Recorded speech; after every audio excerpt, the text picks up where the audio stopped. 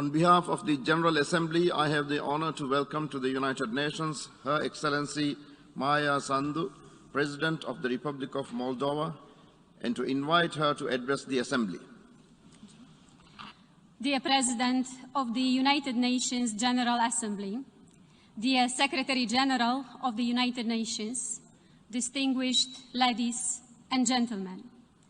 A few weeks ago, my country, the Republic of Moldova, celebrated the 30th anniversary of its independence. I want to use this opportunity to once again congratulate my fellow citizens on this important milestone to us. Together, we chose democracy and freedom over corruption and state capture. It is my great honor to address today this high-level UN forum on their behalf. Some voices claim that multilateralism is no longer relevant in this day and age, that we cannot work together efficiently anymore at countering global challenges because we are too much inward-looking as a result of our own overwhelming domestic problems. Our world, however, faces extraordinary challenges, both in magnitude and in kind. This, I claim, can only be solved together. Most of today's global challenges spill over national borders as our world is more interconnected than ever before.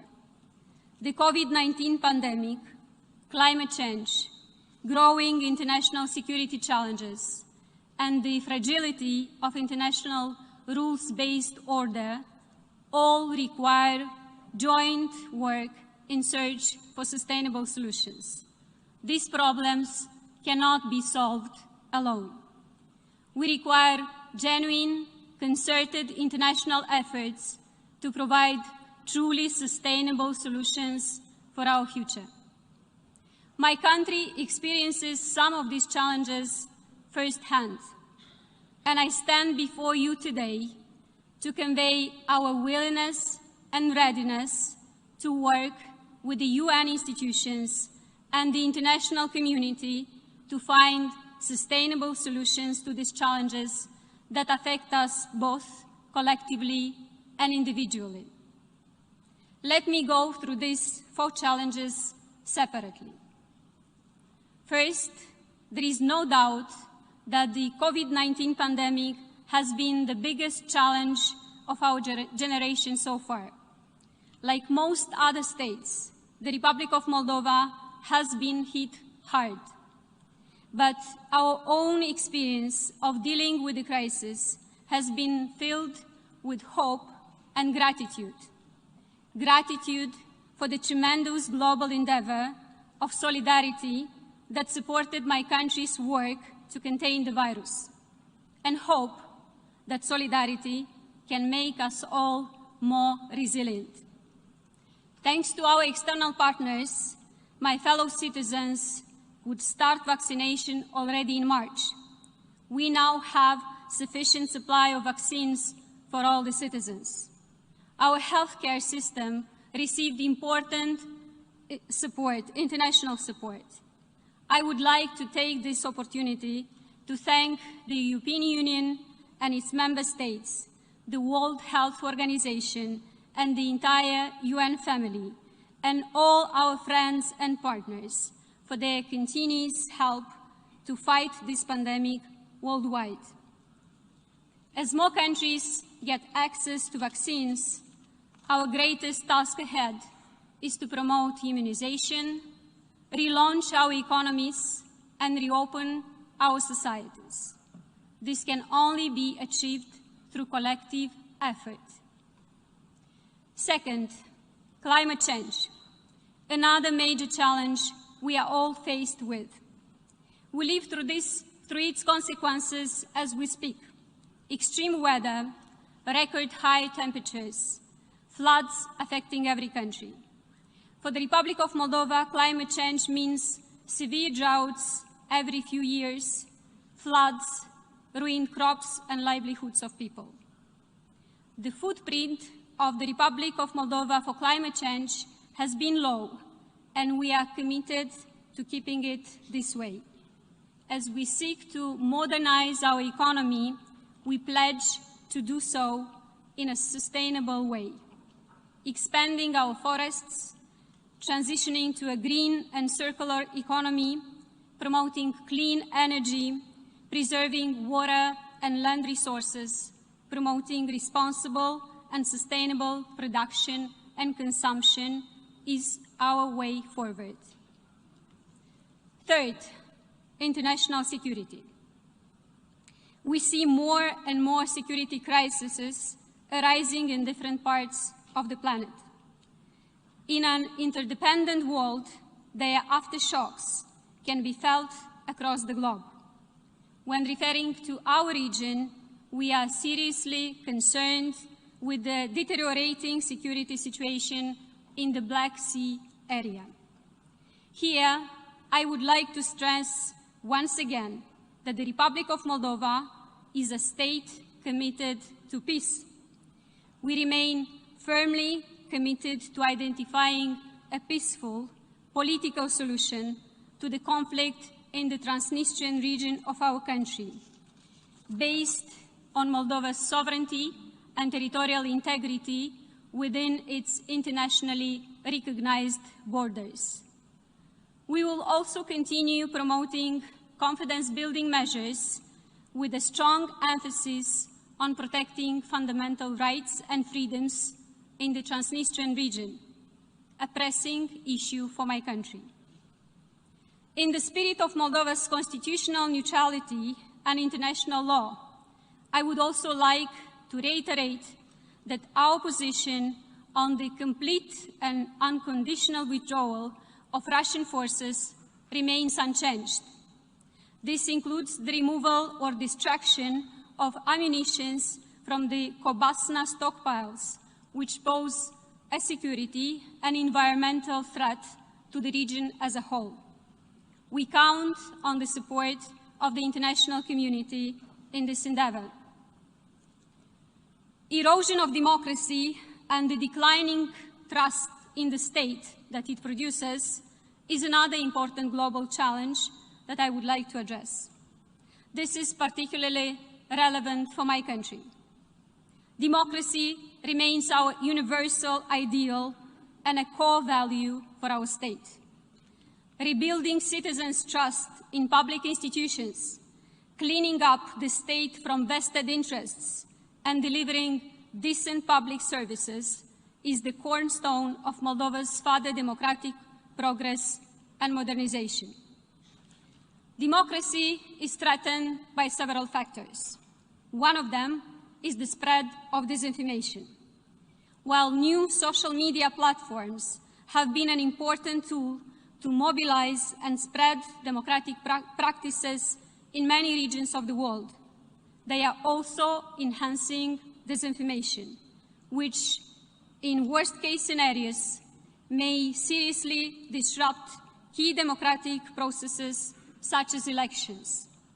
We need a global conversation and to jointly look for concrete solutions to the dangers that disinformation poses to the rules-based international order. Another factor that erodes democracy is corruption. Corruption undermines people's trust in their states. While no country is exempt from it, corruption disproportionately affects poor states.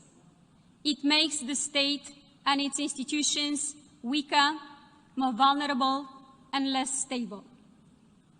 In the recent past, corruption transformed Moldova into a captured state. Corruption became a threat to democracy and to our national security. Crooks used us as a transit country to launder money through our institutions before depositing them abroad. We have managed to overthrow these corrupt regimes, and now our main task is to strengthen our justice and law enforcement systems. We are committed to doing so, but fixing one end of the problem does not make the problem disappear. A system in which criminals extract wealth and assets from countries with weak institutions, store this capital in offshores, and then find safe haven in other countries is both unsustainable and unfair. Designing international rules for asset recovery could bring more fairness to the global stage and do justice to weaker states.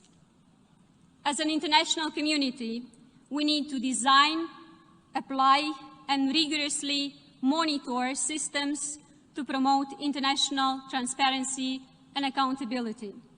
We need to join efforts to combat money laundering and investigate illicit financial flows. We need to make better use of asset seizure tools and to work together to suppress organized crime.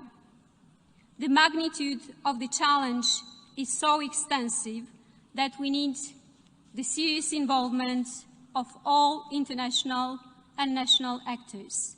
We need an effective collective response to safeguard democracy. Mr. President, together we can propose better and more sustainable solutions to the global challenges. This should be first and foremost citizen-oriented. In last year's elections, the citizens of the Republic of Moldova clearly said that our country can do better. Despite multiple setbacks, people continue to fight tirelessly for our young democracy, for our European future. With a strong mandate for change, we are beginning to clean up the state from corruption. We are reforming the justice sector. We are launching a significant infrastructure build-up. We are working on connecting Moldova to the rest of Europe through bridges, improved railways, electricity and gas interconnectors. We are part of free trade areas, both with the EU and our neighbors in the East. We can provide excellent opportunities, business opportunities for both. We have a highly educated and hardworking population. We are becoming a good place for investment. We have ambitious plans for digitalization of the economy and of the public sector. Protecting the environment is a central part of our reform process. Only a year ago, these were just hopes. Today, we start transforming these hopes into reality. Distinguished audience, we come from different places and we have different national agendas, but our lives are interlinked. The global challenges that I refer to bring us closer than ever. Their complexity can only be overcome through collective efforts in search for sustainable solutions. Such solutions are easier to find in today's world because we have at our disposal not only great minds, but also the necessary tools. We salute the UN Secretary General's report on our common agenda as a forward-looking blueprint for an enhanced global cooperation to effectively address the common challenges. Only through solidarity and closer international cooperation will we, UN member states, be able to overcome current and emerging challenges and reach the vision for a world where people live in peace and prosperity in harmony with nature. Thank you.